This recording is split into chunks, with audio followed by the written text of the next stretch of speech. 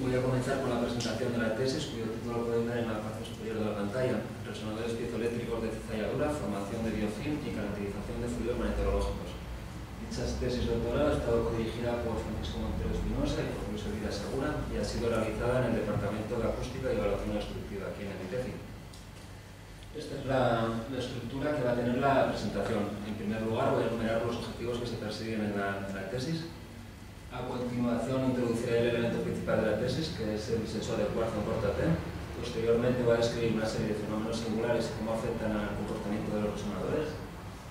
Posteriormente, describiré los materiales y métodos que intervinieron en la parte experimental de nuestro trabajo. Y a continuación pasaré a mostrar los resultados que se obtuvieron, haciendo distinción a las dos aplicaciones que se mencionaban en el título. Por un lado, la caracterización de fluidos meteorológicos y por otro, la monitorización y detección de la formación de biofilm. Y ya por último enumeraré las principales contribuciones originales de nuestro trabajo. En esta diapositiva aparecen los objetivos que se persiguen en la tesis. El primero de ellos era profundizar en el conocimiento del comportamiento de los resonadores piezoeléctricos, sobre todo en aquellos aspectos que podían dar lugar a comportamientos que no están contemplados en la teoría convencional. Como teoría convencional entendemos que es en la que se basa la mayoría de trabajos experimentales en las que intervienen este tipo de resonadores, en las cuales relacionan incrementos de masa y incrementos de la densidad y la viscosidad con incrementos lineales de la frecuencia de resonancia. En base a una serie de trabajos experimentales nos dimos cuenta que había casos en los que se podían producir incluso incrementos de la frecuencia de resonancia y por lo tanto pues analizamos una serie de fenómenos que aparecen aquí en la pantalla, que son la presencia de microcontactos en la superficie del resonador, resonancia de capas viscoelásticas y de manera original hemos realizado también un estudio de la deposición en uniforme mediante un modelo de elementos finitos de 3 dimensiones. El segundo de los objetivos fue estudiar y evaluar el interés del uso de sensores de cuarzo para la caracterización de fluidos meteorológicos durante la realización de ensayos orológicos. Para ello acoplamos un sensor de cuarzo a un reómetro y medíamos de manera simultánea a la vez que se producían una serie de informaciones sobre el material. En este caso, estos materiales tienen la característica principal que poseen propiedades orológicas cambiantes en función de la aplicación de un estímulo externo, como es la aplicación de un campo magnético. Y encuentran aplicación, son de gran relevancia en meteorología y encuentran aplicación en sectores como la industria automovilística. El tercero de los objetivos fue estudiar y evaluar el interés del uso de sensores de cuarzo para la caracterización y monitorización del proceso de formación de biofilm microbianos durante 24 horas. En este caso, los biofilms son de gran relevancia en el contexto clínico, ya que se encuentran asociados a infecciones durante implantes médicos. En este caso, el objetivo era monitorizar de forma continua y no invasiva cómo evolucionan los parámetros mecánicos durante las 24 horas en las que se forman el biofilm. El resonador piezoeléctrico que hemos empleado consiste en un cristal de cuarzo con un corte en una determinada dirección cristalina, a la cual se le fijan dos electrodos metálicos en sus caras principales para proceder a la excitación electromecánica. En el momento que aplicamos una diferencia potencial, pues se produce una serie de deformaciones internas y por lo tanto oscila el resonador. La medida con este tipo de resonador consiste en medir cómo cambian esas propiedades resonantes. Aquí, por ejemplo, aparece representada la parte de la impedancia frente a la frecuencia ante dos situaciones, una sin carga y otra en la que hay direccionado con otro movimiento. Son sensibles tanto a cambios de masa como de las propiedades viscoelásticas. Y midiendo cómo cambian las propiedades resonantes, somos capaces de medir, por ejemplo, un proceso viscoelástico que tenga lugar sobre su superficie. Como comentaba anteriormente, hemos empleado cristales con corta T, que les corresponde un corte de 35 grados respecto al eje óptico, lo cual le confiere un elevado factor de calidad y mayor estabilidad a temperatura ambiente. Y la característica principal que vibra en modo de ahí que se les denomina también resonadores TSM, de sus siglas en inglés, Fitness y MO. A la derecha se puede apreciar el perfil con la formación en la dirección transversal X, viendo que la amplitud es máxima en las dos superficies. Estos sensores empezaron a emplearse en los años 50, en ese sentido Sauer fue pionero y al principio se empleaban para monitorizar delgadas capas rígidas. Posteriormente se empezaron a emplear también en entornos líquidos, por lo tanto el número de aplicaciones creció exponencialmente. Se han medido diversos parámetros que van de la viscosidad, elasticidad, masa, espesores, parámetros orológicos, y estos dispositivos ofrecen una serie de ventajas frente a otros, como son que requieren pequeños volúmenes para medir mínima manipulación, posibilita la medida en tiempo real, se pueden medir varios parámetros, etc. Los modelos circuitales nos permiten representar gráficamente las propiedades físicas de los resonadores y sus variaciones cuando interaccionan con un medio. De los existentes, nosotros hemos empleado el modelo KLM, que es el que aparece en la pantalla. Por un lado, de manera separada aparecen los puertos mecánicos correspondientes con las dos caras del resonador, y de manera separada aparece el puerto eléctrico. Relacionando los parámetros circuitales con las constantes de los materiales, somos capaces de obtener la impedancia. A la derecha pues, se puede ver el circuito que tendríamos en cuenta para considerar una capa viscoelástica de espesor finito, en la que vendría caracterizada por la impedancia acústica característica, el número de onda y el espesor. En esta diapositiva aparecen dos casos particulares que son comúnmente estudiados. En primer lugar, una capa rígida delgada, en la cual Sauer predice que el desplazamiento de la frecuencia varía de manera lineal con el aumento de masa, es decir, a mayor masa pues, obtenemos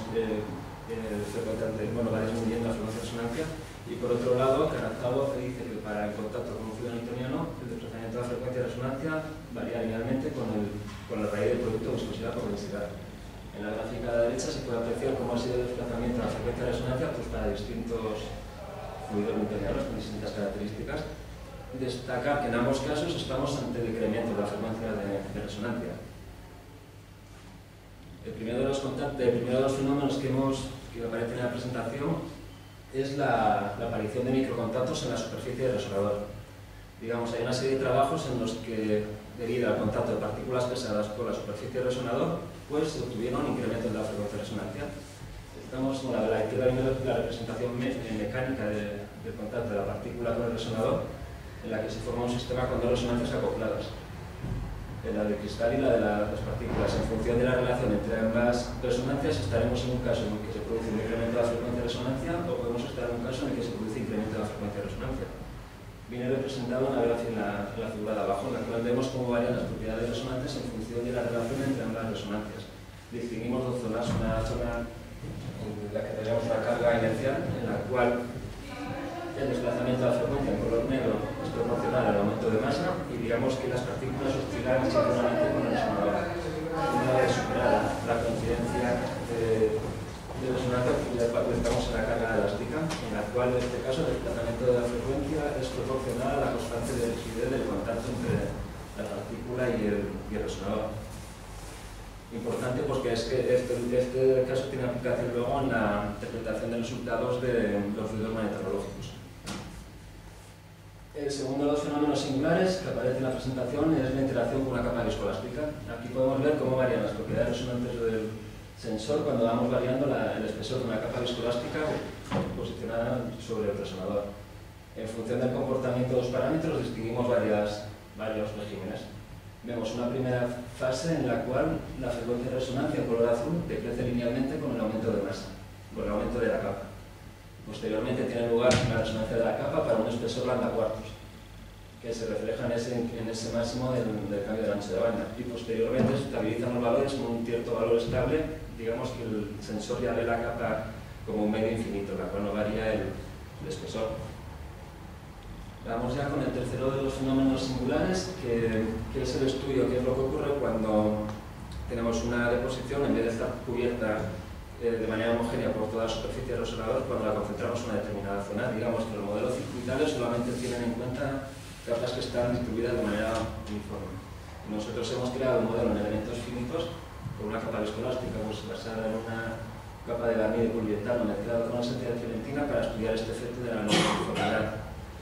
Es original en el sentido que es novedoso el trabajo.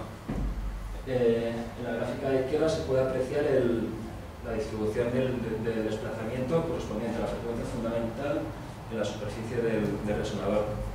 En color negro viene delimitado lo que es la superficie activa del resonador, que es donde irían ubicados los electrodos.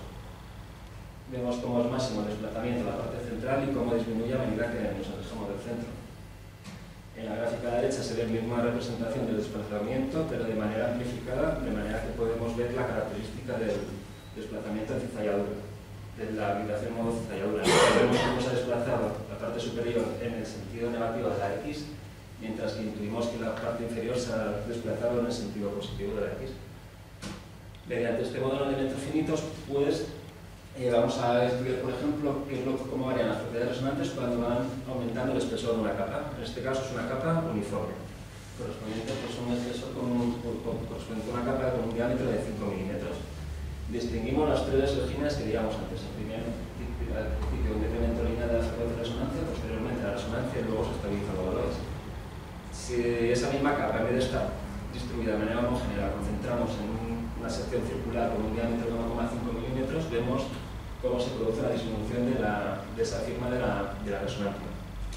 Mediante este modelo que hemos creado vamos a presentar pues, dos estudios en nuestras diapositivas. Por un lado, la sensibilidad espacial del resonador, cómo influye en las propiedades resonantes.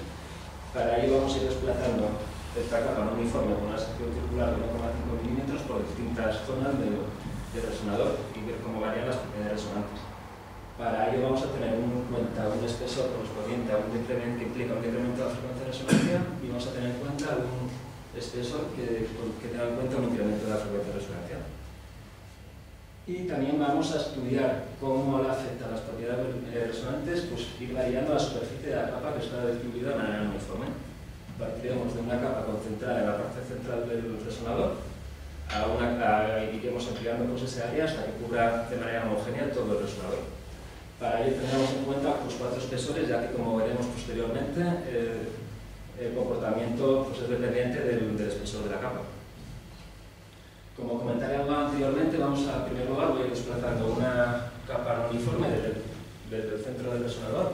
Iremos alejándolo del mismo en el eje X. Indico aquí la posición y ya que serán puntos singulares en una gráfica que veremos a continuación. Aquí aparecen los resultados que se obtienen para dos espesores, en color negro 11,5 micras y en color rojo 1 micra. Vemos que el comportamiento es completamente diferente.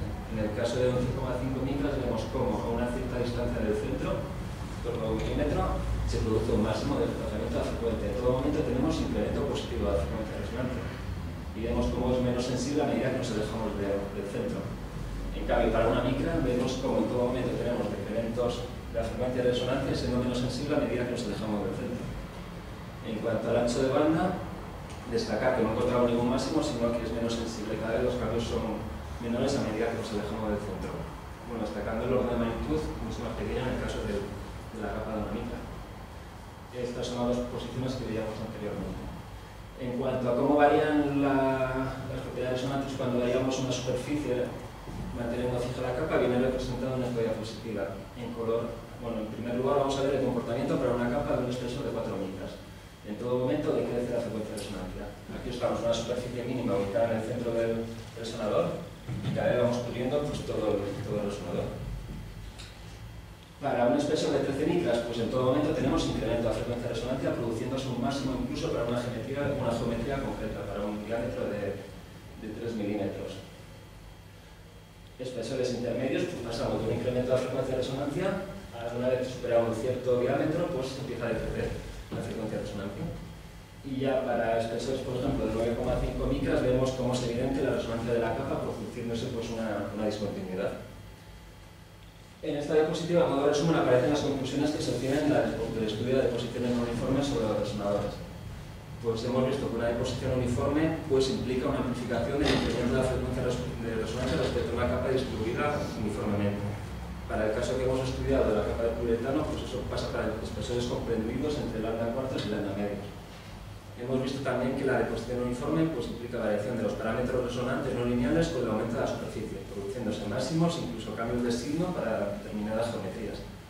Hemos detectado también una correlación de las variaciones de las propiedades resonantes y el patrón de desplazamiento del resonador.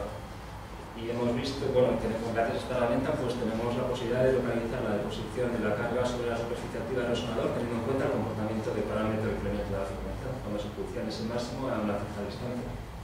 Digamos que hay una serie de situaciones que tienen lugar sobre los resonadores que, como hemos visto, pues nos llevan a obtener incrementos de la frecuencia de resonancia, cambios de signo, etc., lo cual es de gran importancia a la hora de interpretar resultados con este tipo de resonadores.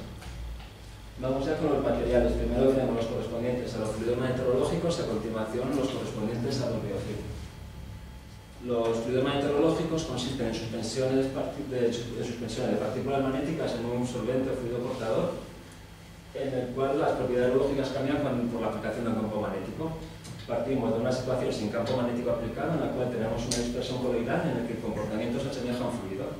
En el momento que se aplica el campo magnético, debido a la interacción de las partículas, se forman una serie de estructuras columnares entre las placas en la misma dirección que el campo magnético aplicado. Y es habitual la presencia de aditivos para controlar variables, por ejemplo, como la estabilidad del fluido, para evitar la precipitación de las partículas. En nuestro trabajo hemos empleado dos tipos de fluidos magnetorológicos con características bien distintas. Por un lado, un fluido comercial, con elevada concentración de partículas y con la presencia de aditivos isotrópicos, y por otro lado, un fluido no comercial, con baja fracción de volumen y sin la presencia de aditivos. Por lo tanto, el fluido comercial será un fluido estable, mientras que el fluido no comercial, denominado OM, será un fluido inestable.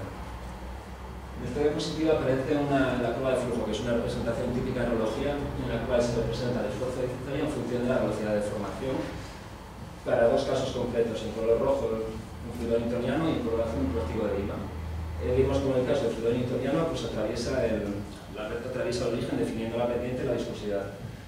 En cambio, en el caso del plástico, vemos cómo hay que superar un cierto esfuerzo para que empiece a fluir el material, que es el caso que nos encontramos en los fluidos magnetorológicos, que hace falta superar un esfuerzo para que se empiecen a producir las deformaciones. En cuanto a los biofilms son comunidades complejas de microorganismos que se adhieren a un sustrato y están recubiertos de un polímero extracelular que producen ellos mismos, que les ayudan a retener el alimento y a protegerse de agentes tóxicos. Durante la formación, el proceso de formación de un biofil es un proceso muy complejo y dinámico en el cual se distinguen distintas fases. Una primera fase de adhesión de los microorganismos al sustrato, en la cual intervienen pues, una serie de proteínas de superficie. A continuación tiene lugar la colonización, en la cual las bacterias se van dividiendo y ya posteriormente pues, se va formando el biofil. En nuestra tesis hemos empleado para estudiar la formación de biofil el microorganismo Staphylococcus epidermidis. Hemos empleado tanto una cepa productora de biofilm como una cepa no productora, en ambos casos creciendo en un medio líquido altamente nutritivo, el TSD. Aquí abajo aparece el diagrama correspondiente pues, a la preparación de los experimentos. En primer lugar, pues, inoculamos la cepa de una placa GAR, que incubaremos la muestra durante un tiempo mínimo de 24 horas a temperatura controlada de 37 grados, que es la misma temperatura a la que se realizarán los experimentos. Ya posteriormente pues, introducimos las bacterias en medio de cultivo líquido a la concentración adecuada mediante una medida de densidad óptica. Y ya posteriormente ponemos el sensor de cuarzo en contacto con el medio de cultivo con las bacterias en suspensión y empezaríamos a medir. En la gráfica de la derecha se puede apreciar pues, la curva típica de crecimiento de microorganismos. Vemos una primera fase de adaptación de los microorganismos al medio. Posteriormente pues, tiene lugar la fase exponencial, en la cual el ritmo de crecimiento pues, crece exponencialmente de los microorganismos. Posteriormente lo crece en una fase de aceleración en la cual el ritmo disminuye teniendo en cuenta pues, debido al agotamiento de algunos de los nutrientes. Posteriormente tenemos la fase estacionaria en la que no crecen los microorganismos y ya por último el declive en la cual se va muriendo. Además del microorganismo Staphylococcus epidermidis, también hemos empleado Escherichia coli, una cepa productora viviendo en otras condiciones con el objetivo de encontrar pues, alguna similitud o diferencia reflejada en la respuesta de los sensores. En esta diapositiva aparece el setup correspondiente a las medidas ultrasónicas, tanto en los fluidos magnetorológicos como en la formación de biofilm. Descriptamos el sensor de cuarzo mediante un pulso y adquirimos la señal con el osciloscopio. Arriba a la derecha se puede apreciar la señal temporal correspondiente al decaimiento una vez que hemos excitado con un pulso el cuarzo. Y abajo aparece pues, el espectro correspondiente a dicha señal. Con esta técnica de medida, basada en el tren de onda pulsada, somos capaces de obtener información a distintas frecuencias. En este caso, pues, de los fluidos magnetorológicos teníamos a 3 frecuencias, la frecuencia fundamental y las 2 armónicos superiores.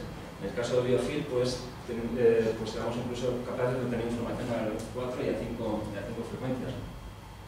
Una ventaja que tenemos con esta técnica de medida es que conseguimos una rápida adquisición. Digamos, somos capaces de demostrar pues un proceso que tenga lugar en poco tiempo, como es el caso, como veremos luego, el caso de los magnetorológicos. Cada 3 segundos pues, adquirimos señal con información a las distintas frecuencias. De manera complementaria, también en el caso del biofilm, medimos un analizador de impedancias, excitando en este caso por onda continua a una determinada frecuencia sensor de cuarzo. El objetivo de ambas medidas es tener 2 parámetros, frecuencia de resonancia y las pérdidas, ya sea en el ancho de banda o la disipación. Durante la medida de la caracterización de los fluidos meteorológicos, pues intervinieron técnicas muy dispares. Pues por un lado tenemos medidas lógicas que se realizan con un relómetro rotacional de cizalladura de placas paralelas, como lo que podéis apreciar en la parte superior de la pantalla. Las medidas ultrasónicas que se realizan con un sensor de cuarzo ubicado en el plato inferior del relómetro. Es una pieza transparente y en la parte inferior también va ubicada una cámara conectada a un microscopio, lo cual nos permite pues, obtener imágenes en los casos que fuese posible. En cuanto a la formación de biofilm, pues hemos empleado dos tipos de celdas. Una celda comercial que dispone de una cavidad en la parte superior del cristal de cuarzo, en la cual iría ubicado pues, en medio de cultivo con la batería en suspensión. En este caso la frecuencia fundamental son 5 MHz. Y también hemos empleado pues, celdas de medidas realizadas en nuestro departamento. En este también dispone de una cavidad en la parte superior del cristal y en este caso la frecuencia fundamental son 8 MHz. En ambos casos se trata de recipientes estancos, ya que sumergiremos en un baño térmico en más celdas pues, para controlar la temperatura durante las 24 horas que dura el experimento. Vamos ya con los resultados. En primer lugar, veremos los correspondientes a los fluidos meteorológicos y posteriormente a los biofilm. Pues en el diagrama pues, aparece el diagrama con el procedimiento experimental. Recordar que el sensor de cuarzo va ubicado en la parte superior del plato inferior que permanece estático durante las medidas. En todo momento está en contacto con el material que vamos midiendo, que sería color marrón representa el fluido meteorológico. Mediante la rotación del plato superior vamos aplicando las distintas deformaciones controladas por el relómetro. Y hemos realizado dos tipos de ensayos, un barrido de amplitud oscilatoria y luego también un barrido de una aplicación de una rapa de esfuerzo, que también se denomina hilograma, que vamos desde un esfuerzo mínimo de 0,1 pascales hasta un esfuerzo de 1000 pascales. Y estos ensayos lo hemos realizado tanto en ausencia de campo magnético como en presencia de campo magnético, en dirección perpendicular a las placas paralelas. Recordad que es la misma dirección en la que se formarán las cadenas en el interior del fluido meteorológico. En esta diapositiva aparecen pues, los distintos intervalos que corresponden a una medida completa con el caso del fluido comercial. En la parte de abajo se ve como la evolución temporal del parámetro de la disipación monoinversa del factor de calidad. Vemos cómo se distinguen en función de lo que ocurre al fluido, pues se distinguen distintos intervalos. Primero un intervalo de reposo, a continuación un intervalo de precizalla, en el cual se aplica una velocidad de formación constante con el objetivo de homogeneizar y dispersar las partículas en el interior del fluido. Posteriormente, pues otro intervalo de reposo y es entonces cuando aplicamos el campo magnético. En este momento se forman las columnas entre ambas placas y digamos que se refleja un incremento de la disipación, ya que se está transmitiendo mayor energía elástica a dichas estructuras. A continuación tiene lugar el ensayo orológico en sí, ya sea el barrido de amplitud oscilatorio o el rodograma. Partimos de una situación inicial en la cual tendremos las columnas formadas, a medida que se van aplicando las deformaciones se irán rompiendo las estructuras y cada vez fluirá más el material. Y por último, pues otro intervalo de reposo. En cuanto al otro fluido no comercial denominado M, pues incorporamos un nuevo intervalo que consiste en mantener aplicado el campo magnético una vez que finaliza el ensayo orológico. En este caso es muy importante es el intervalo de reposo que precede a la precizalla, ya que gracias a este intervalo vamos a estudiar el fenómeno que somos capaces de ver con este sensor, que es la sedimentación, mientras que con otras técnicas pues no se vería. La sedimentación implica dos sucesos significativos. Por un lado, el depósito de partículas, que se producen microcontactos en la superficie del resonador, y por la otra parte, pues una existencia de un gradiente de concentración, en el cual las propiedades viscoelásticas del resonador pues, van variando. En el momento que interrumpimos la rotación del plato superior, vemos cómo se refleja un incremento del parámetro de disipación, representado aquí pues, para las distintas frecuencias de análisis. En cuanto al otro parámetro que medimos, la frecuencia de resonancia, vemos cómo la frecuencia fundamental de 8 MHz disminuye, mientras que los armónicos superiores, tanto 24 como 40 MHz, pues aumentan. Estamos ante una situación en la cual tenemos un sistema con resonancias acopladas. En la siguiente gráfica vamos a verlo en detalle. Si vemos lo que ocurre al fluido comercial que no sedimenta, vemos cómo para las distintas frecuencias se producen decrementos de la frecuencia de resonancia en color rojo. En color negro pues se ven el decremento a 8 MHz y el incremento a 24 y 40 MHz. Por lo tanto, el comportamiento a 8 MHz es una carga inercial, mientras que 24 y 40 estamos ante una carga elástica. Cuando tiene lugar esta variación de la velocidad cuando tiene lugar la interrupción del plato, pues varía la velocidad de formación, ya que es nula. Y en esta hay otro fenómeno pues, que está enmascarado, que es una variación de la viscosidad, que se refleja en los cambios que se producen en el fluido comercial, que se reflejan al aumentar la viscosidad, pues se refleja un aumento de la disipación y un incremento de la frecuencia resonante, que si nos fijamos, pues tiene lugar en una duración en torno a 10-20 segundos, frente a los 100 segundos que tiene lugar los cambios durante el fluido que ha sedimentado, y también destaca pues, ese cambio en los órdenes de magnitud. Hemos estudiado también en esta diapositiva aparece que es lo que ocurre cuando partimos de una situación de reposo y se aplica de repente pues, el campo magnético de distintas intensidades. En la gráfica de izquierda veremos cómo varía el parámetro de disipación y a la derecha la frecuencia de resonancia. Vemos cómo a mayor intensidad de campo magnético existe una mayor transmisión de la energía elástica a las estructuras formadas, reflejado en ese aumento progresivo de la disipación. En cuanto a la frecuencia de resonancia, vemos como a mayor campo magnético, a mayor intensidad del campo magnético, pues existe una mayor rigidez de contacto entre las estructuras y el resonador. Vamos ya con los ensayos lógicos en sí. En primer lugar, vamos a ver el radio amplitud oscilatorio y a continuación veremos el reograma. Se está midiendo en forma simultánea con el reómetro y con los sensores de cuarzo. En la gráfica de la izquierda, bueno, esto corresponde para el fluido comercial con campo magnético aplicado. En la gráfica de la izquierda se puede apreciar cómo varían los parámetros la parte real imaginaria del módulo de cizalladura del fluido meteorológico tenido con el reómetro para un hercio. Punto singular es el punto de flujo. En este punto, a partir de superar esa amplitud de deformación, los valores de G2' superan al de G', que se asemeja al comportamiento más a un fluido. Y también destaca pues, ese cambio de tendiente en la parte final del ensayo. Si nos fijamos ya en el comportamiento de la disipación, vemos cómo se distinguen de distintos intervalos en el interior del ensayo. En primer lugar, pues vemos una cierta estabilidad del parámetro de disipación que finaliza con ese aumento.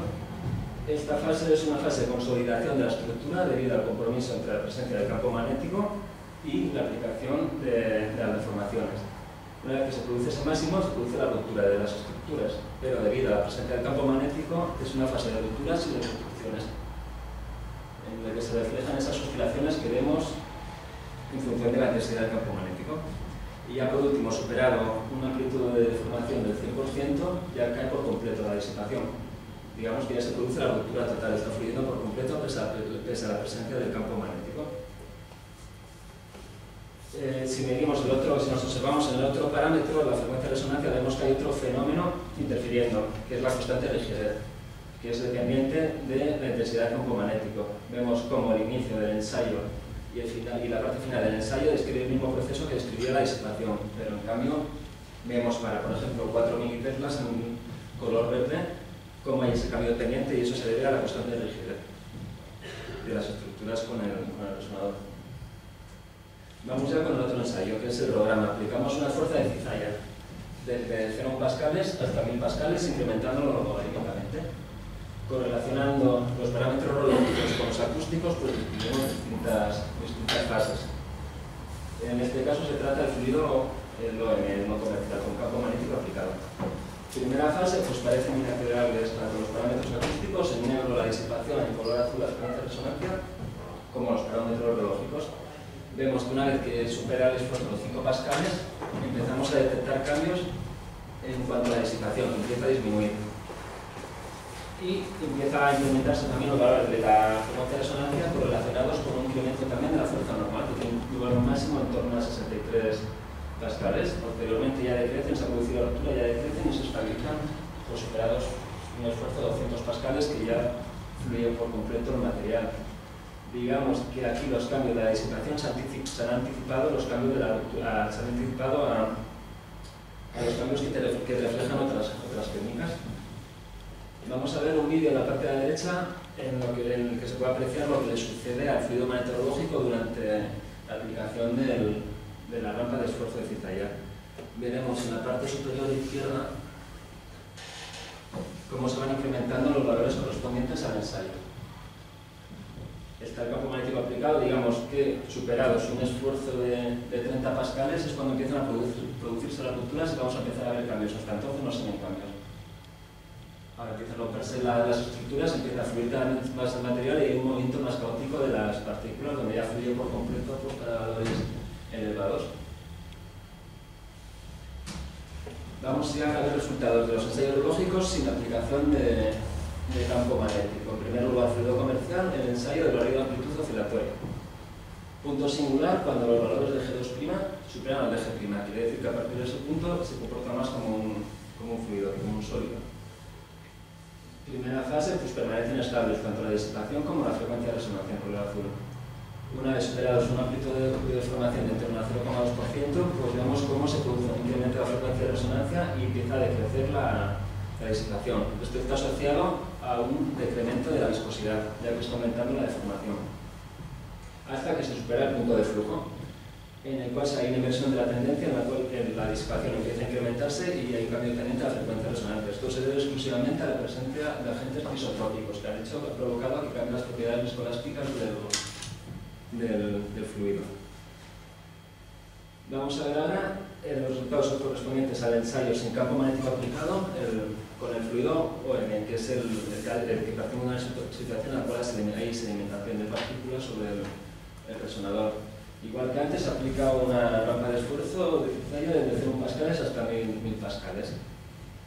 Punto singular, pues es superado un esfuerzo de 3 pascales, empieza a fluir el material, que es ese cambio de tendiente del parámetro de la velocidad de deformación.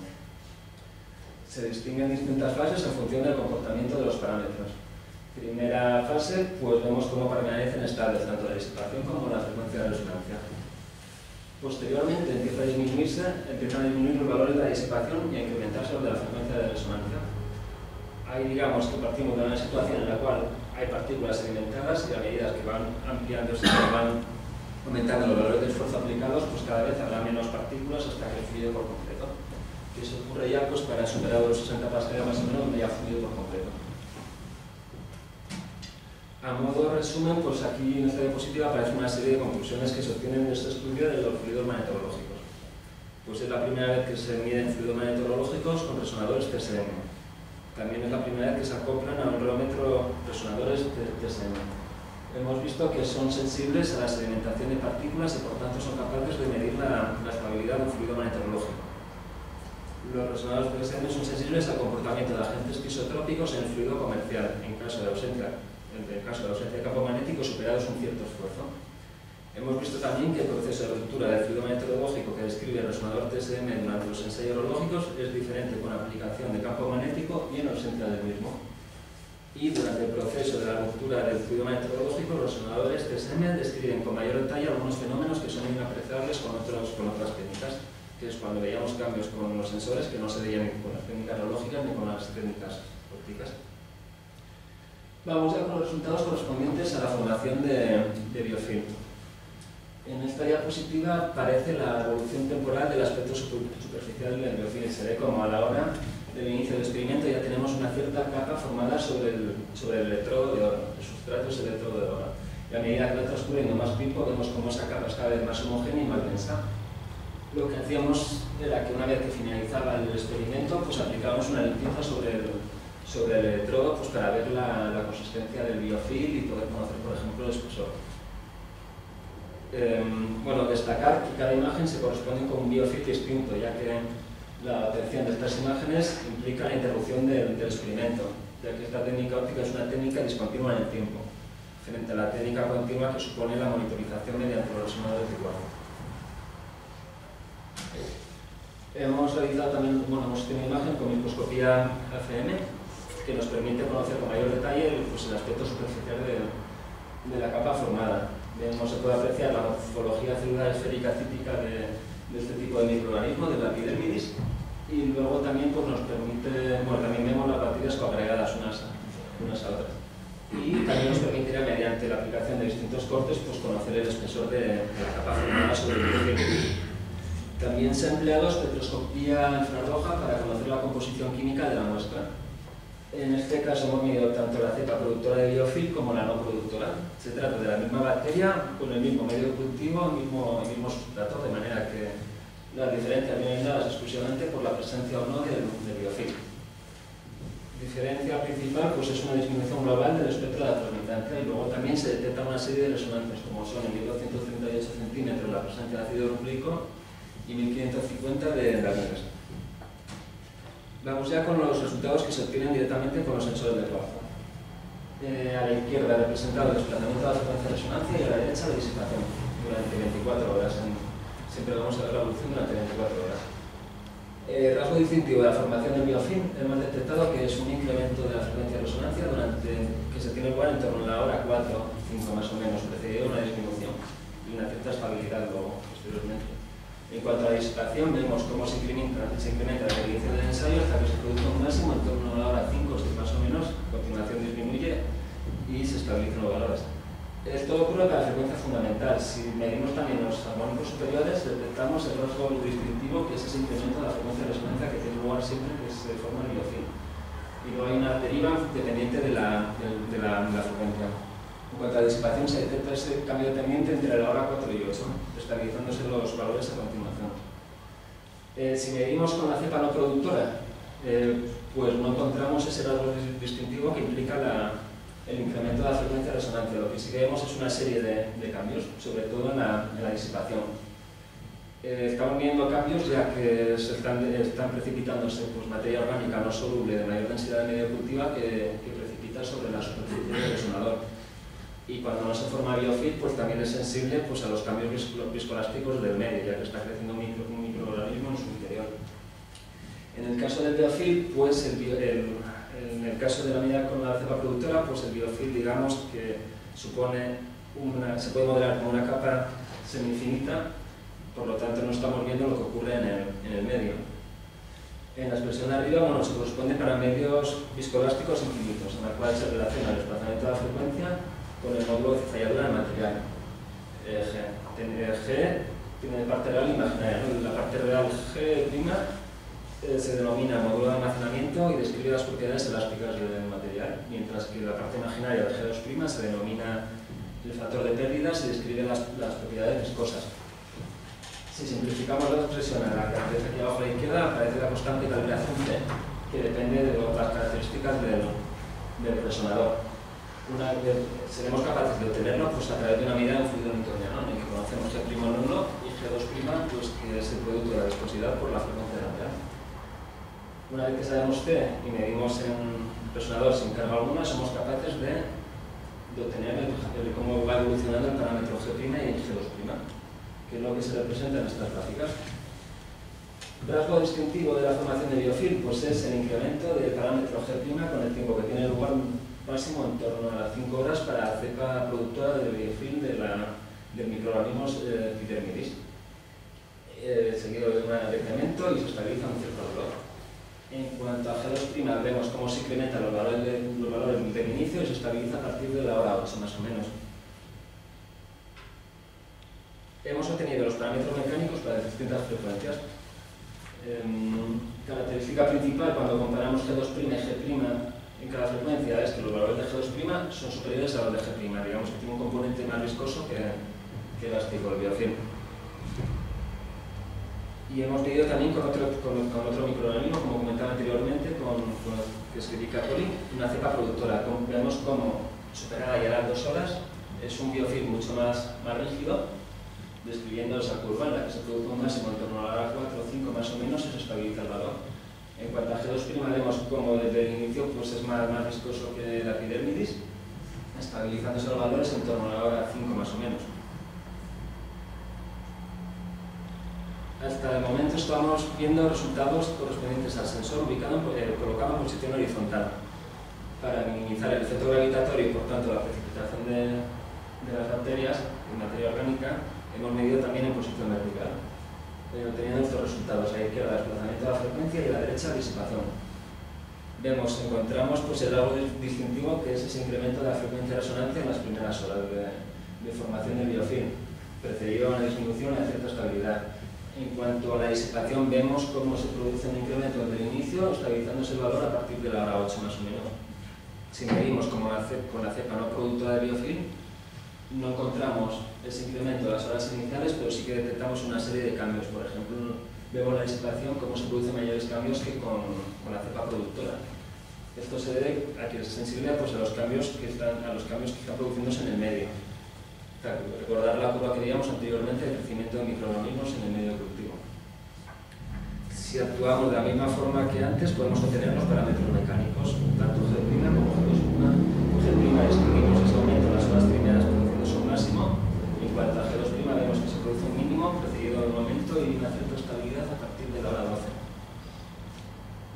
En cuanto a la formación de biofilm, cuando estaba ubicado en cristal en posición vertical, hemos detectado que los episodios iniciales se detectan episodios de no uniformidad. Estas imágenes se han obtenido con la técnica de teñido con azul de metileno y vemos cómo a las 3 horas existen superficies, partes en las que no se ha formado el biofilm, mientras que a las 5 horas ya tenemos una capa uniforme. Y nosotros, para estudiar cómo le afecta esta no uniformidad en la respuesta del resonador, hemos creado un modelo de elementos finitos con una capa viscoelástica caracterizada con las propiedades radiológicas del biofilm a las 5 horas. Para ello tendremos en cuenta pues, 5 superficies con sección circular a las cuales iremos variando la superficie, de una superficie mínima a una superficie que cubra toda la superficie activa del resonador. Y los resultados se pueden ver en estas dos gráficas, frecuencia de resonancia y disipación. Vemos como a menor superficie, pues el cambio de la frecuencia de resonancia y la disipación es menor. No es un cambio lineal, sino que es un cambio pues, cuadrático. Conclusión que obtenemos de este estudio de la no uniformidad en el caso del biofilm es que invalida la obtención de los parámetros mecánicos hasta que tengamos una capa uniforme, que eso sucede pues, a partir de la hora 5, ya que estaríamos teniendo en cuenta en la expresión anterior menores cambios de frecuencia a los que de verdad corresponde a esa capa. A modo de resumen, pues en esta diapositiva se pueden ver una serie de conclusiones que obtenemos. En primer lugar, como ya hemos visto, las ventajas de la técnica continua frente a técnicas discontinuas en el tiempo. Hemos visto también que se puede modelar el biofilm como una capa viscoelástica semi-infinita. Hemos realizado una medida sin ningún tipo de recubrimiento frente a otros trabajos en los que se funcionaliza una superficie para realizar determinada superficie. También hemos detectado que el rango distintivo de la formación de biofilm pues es el incremento de G' y también el incremento de la frecuencia de resonancia. Hemos visto también que el comportamiento de G2' no es exclusivo de la formación de biofilm, ya que puede estar asociado pues, a otro tipo de crecimiento microbiano en el medio cultivo. Y también hemos obtenido parámetros lógicos ultrasónicos a distintas frecuencias. Bueno, en estas dos siguientes diapositivas vamos a ver las contribuciones originales de la tesis.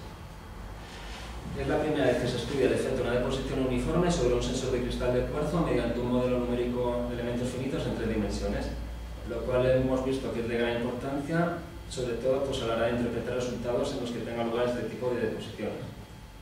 Es la primera vez que se estudian los fluidos meteorológicos con sensores de cristal de cuarzo, lo cual nos ha permitido estudiar fenómenos como, por ejemplo, la sedimentación de las partículas. Es la primera vez que se utilizan sensores CSM acoplados a un barómetro para caracterizar simultáneamente un fluido viscoelástico con ambas técnicas, radiológicas y acústicas, lo cual sería extrapolable pues, para otro tipo de fluidos. Es la primera vez que se utiliza una técnica ultrasónica basada en sensores de cristal de cuarzo como complemento a las técnicas radiológicas para obtener un mejor conocimiento sobre el proceso de la ruptura de la microestructura bajo la acción de un campo magnético y en ausencia del mismo, y un esfuerzo de cizalla sobre diversos fluidos magnetorológicos, siendo más sensible esta técnica sobre todo al inicio y en la parte final de la ruptura de las estructuras. Es la primera vez que se emplea la técnica de medida multifrecuencial de onda pulsada que nos proporciona información de manera simultánea a las distintas frecuencias de análisis. Es una técnica desarrollada en nuestro departamento y hemos visto que es una técnica especialmente ventajosa cuando sea preciso muestrear rápidamente el medio. Y es la primera vez que se relaciona la formación de biofilm con parámetros radiológicos ultrasónicos a distintas frecuencias mediante sensores de cristal de cuarzo. No es habitual la obtención de parámetros mecánicos, de hecho tenemos constancia solamente de la existencia de los trabajos en los que se obtienen los parámetros para la frecuencia fundamental únicamente. Y es la primera vez que se muestra de forma cuantitativa las diferencias entre la detección de deposiciones y cambios biológicos que no son formación de biofilm y aquellos procesos microbiológicos que sí constituyen una formación de biofilm. mostrándose que es el aumento de G' en la variable física que revela la aparición del biofilm y que las variaciones de viscosidad reflejadas por el parámetro G2' no son determinantes en cuanto a la aparición o no del biofilm. Ya finalmente pues aparece una serie de comunicaciones a congresos en los que se ha participado a lo largo de estos 4 años y una serie de publicaciones en revistas indexadas. Muchas gracias por todo y eso ha sido todo. Si tenéis cualquier pregunta, pues encantado de responder.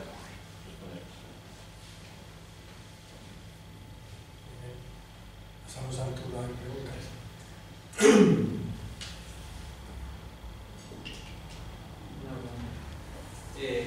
Me imagino que no, pero el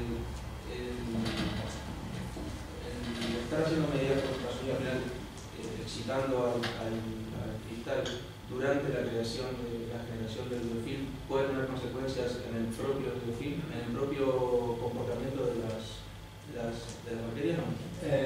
Muy interesante la pregunta, pero se escapa por completo del objetivo de la tesis. En principio, pues, esto requiere pues, un estudio más exhaustivo para conocerlo. En cuanto a la tesis, pues, hemos visto que perfectamente nos permite monitorizar la formación y tener los parámetros mecánicos y cómo se está formando el biofilm y se forma el biofilm. Con estos sensores de cuarzo pues no afectaría.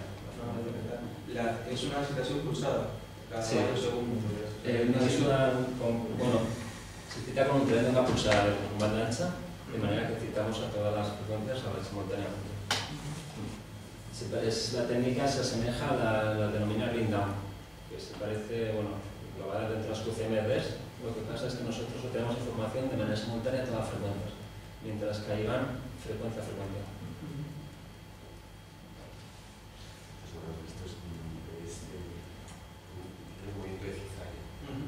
Estamos trabajando en nanomoleculares con organismos, pero las transversales de totalidad no tienen poca energía.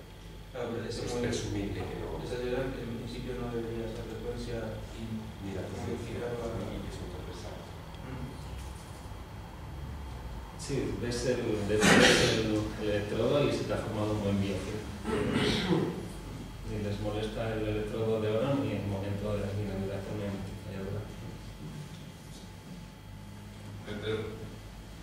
Había una transparencia que hablaba del fluido newtoniano, luego una de unos plásticos, y luego ha hablado de fluidos no newtonianos. ¿Qué tipo de fluido no newtoniano es ese?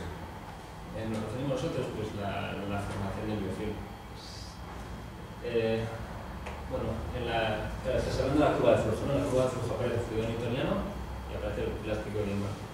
Claro, el plástico se asemeja al comportamiento de los meteorológicos y en cuanto a fluidos no newtonianos nos referimos a... Yo me he perdido que en esa transparencia hablaba de esos dos y luego en la conclusión nacional hablaba del resultado para fluidos no newtonianos. Vale, es que la novedad es que esta técnica basada en el tren de una pulsada solamente ha aparecido en un trabajo hasta ahora, que ha sido la caracterización de fluidos newtonianos exclusivamente.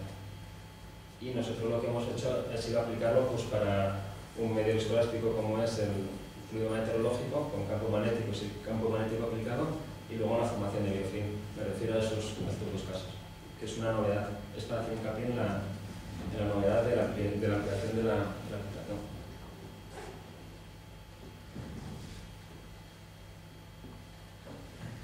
Si no sé, ¿puedo preguntar? Por favor. En los modelos numéricos que presentan, como has mostrado que has estudiado, el efecto en la frecuencia y la ancho de banda con las diferentes capas de biofilm, ¿no? ¿Y has analizado el efecto en la amplitud también de la respuesta eléctrica del resonador? Claro, la amplitud y el resonador con el NOAD, ahí hemos estudiado directamente pues, movimientos de la frecuencia de resonancia y variación de la ancho de banda. La amplitud no. Supongo que la amplitud estará ligada pues, a las pérdidas, al ancho de banda, que se podrá correlacionar con